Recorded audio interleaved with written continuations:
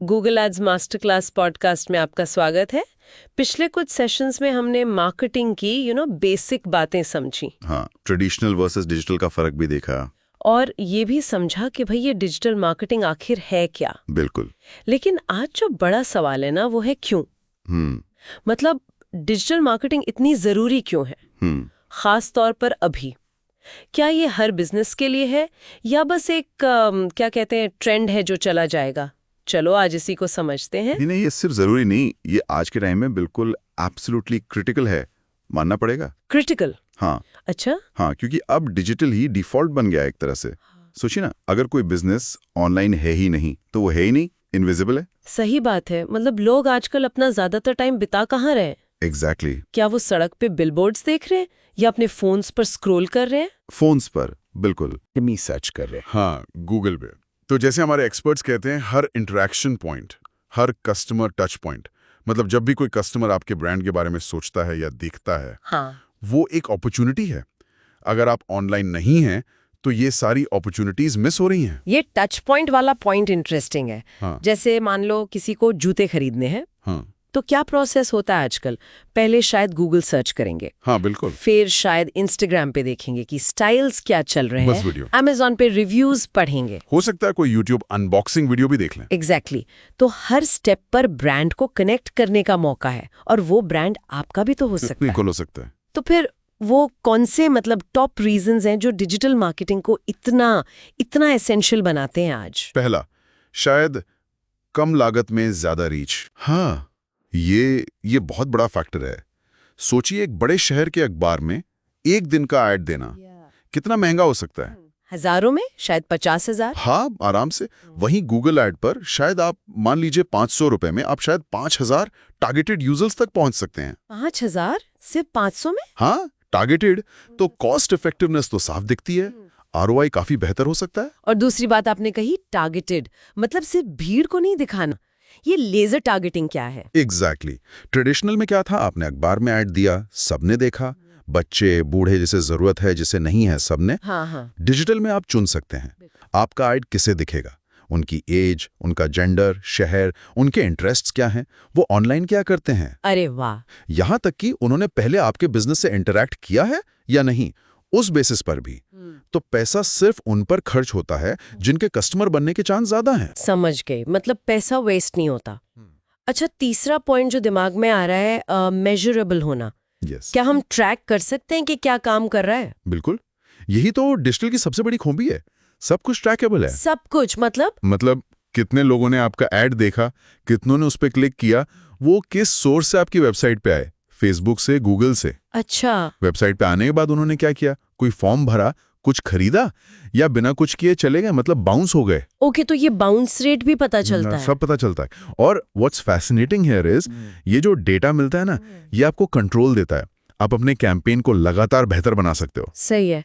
और ये सिर्फ वन वे नहीं है ना, जैसे टीवी ऐड तो बस चलता रहता है। यहाँ टू वे कम्युनिकेशन है। बिल्कुल, आपकी ऑडियंस आपसे बात कर सकती है, आपके पोस्ट पर लाइक, कमेंट, शेयर कर सकती है, रिव्यूज दे सकती है, आपको डायरेक्ट मैसेज, डीएम कर सकती है। इससे सिर्फ अवेयरनेस नहीं बढ़ती, इससे कस्टमर के साथ रिलेशनशिप्स बनते हैं, ट्रस्ट बनता है। अच्छा, और एक और चीज सुनिए, रियल टाइम ऑप्टिमाइजेशन, ये क्या होता है? हाँ, ये भी बहुत पावरफुल है। सोचिए, अखबार का ऐड एक बार छप गया तो बस छप गया, बदल नहीं सकते। एग्जैक्टली। डिजिटल में ऐसा नहीं है।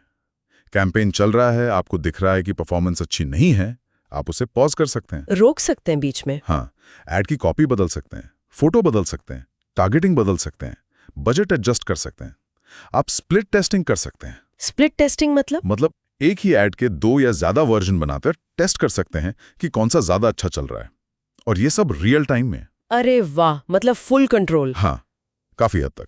और शायद आखिरी पॉइंट कि अब तो सब लोग कर रहे हैं, मतलब एवरीवन्स प्लेइंग, है ना?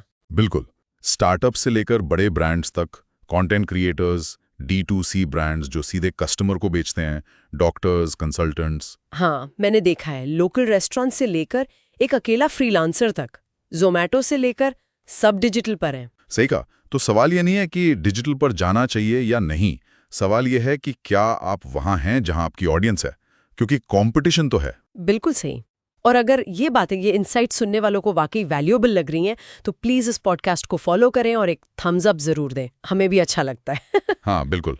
अच्छा, इसे एक रियल वर्ल्ड एग्जाम्पल से समझते हैं। मान लीजिए कोई घर से एक छोटी सी बेकरी चलाता है, पहले कैसे चलता होगा उनका काम? ज्यादातर जान पहचान, वर्ड ऑफ माउथ, है ना? शायद लोकल एरिया में कुछ पैम्पलेट बांट दिए। हाँ। अब डिजिटल के साथ क्या क्या पॉसिबल है सोचिए। कोई केक्स नियर मी गूगल पर सर्च करता है, आपकी बेकरी मैप्स पर दिख सकती है। अच्छा। लोग आपके केक डिजाइन्स इंस्टाग्राम पर देख सकते हैं। आप कस्टमर्स की व्हाट्सएप ब्रॉडकास्ट लिस्ट बनाकर उन्हें ऑफर्स भेज सकते हैं। फेस्टिवल्स पर। हाँ, जैसे दिवाली आई तो आप खास उस मौके के लिए टारगेटेड गूगल एड्स चला सकते हैं। लोग आपकी बेकरी के बारे में गूगल पर, ज़ोमैटो पर रिव्यूज छोड़ सकते हैं, जो दूसरों को ट्रस्ट देगा। एग्जैक्टली। और कमाल की बात यह है कि इसमें से ज्यादातर काम आप शायद अपने फोन से ही मैनेज कर सकते हैं। यही तो मैजिक है डिजिटल मार्केटिंग का। सही में। And here's where it gets really interesting. मुझे लगता है ये सिर्फ बिजनेस के लिए नहीं है, इंडिविजुअल्स के लिए भी उतना ही जरूरी है ना? एब्सोल्युटली, बहुत अच्छा पॉइंट उठाया। अगर कोई फ्रीलांसर है, कोई जॉब ढूंढ रहा है, कोई कोच है, कंटेंट क्रिएटर है, हाँ? तो उनकी जो ऑनलाइन प्रेजेंस है, उनका जो डिजिटल फुटप्रिंट है, वही उनका रिज्यूमे है, वही उनका स्टोर फ्रंट है, वही उनकी आवाज है। मतलब उनकी क्रेडिबिलिटी। पर्सनल ब्रांडिंग के लिए डिजिटल मार्केटिंग उतनी ही रेलेवेंट है जितनी किसी बिजनेस के प्रमोशन के लिए। आपकी ऑनलाइन विजिबिलिटी ही आपकी क्रेडिबिलिटी बनाती है आज के जमाने में। बिल्कुल। तो अगर हम जल्दी से रीकैप करें, हमने क्या समझा?